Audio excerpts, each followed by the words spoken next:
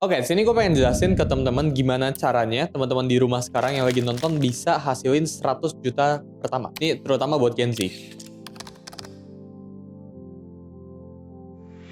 Kenapa 100 juta ya? Gue inget banget dulu pas pertama kali gue dapat 100 juta pertama gue itu di umur ke 15 atau 16. Ya jadi sekitar 3-4 tahun yang lalu gue dapat 100 juta pertama gue itu rasanya happy banget. Jadi di saat achievement pertama milestone gue 100 juta itu lebih happy jauh daripada gue dapat 1 miliar pertama daripada gue dapat 10 miliar pertama dan seterusnya. Jadi dapetin 100 juta pertama menurut gue itu achievement yang semua orang wajib ya buat rasain ya. Itu tingkat happiness saya itu happy banget. Menurut gue pribadi sih kayak gitu. Buat dapetin 100 juta pertama itu nggak butuh hoki sama sekali. Jadi lu bisa pure kerja keras atau lu bisa pure gak butuh momentum yang gimana-gimana. Ya lu gak butuh punya momentum kayak COVID dulu, karena COVID seperti yang kita tahu ngerubah baik banget hidup orang. Tapi di sini yang lu butuh itu cuma kerja keras. Jadi uang 100 juta pertama itu achievable lewat kerja keras, itu nggak pakai hoki ya. Jadi buat lu yang sekarang lagi nonton ya di rumah, terus lu punya HP, lu punya internet koneksi, kalau lu manfaatin waktu lu dengan baik atau lu cari resource dan sebagainya, hampir bisa dipastikan buat lu dapetin 100 juta pertama lu. Unless ya kalau kita bicarain buat dapetin 20 miliar, 50 miliar, 100 M,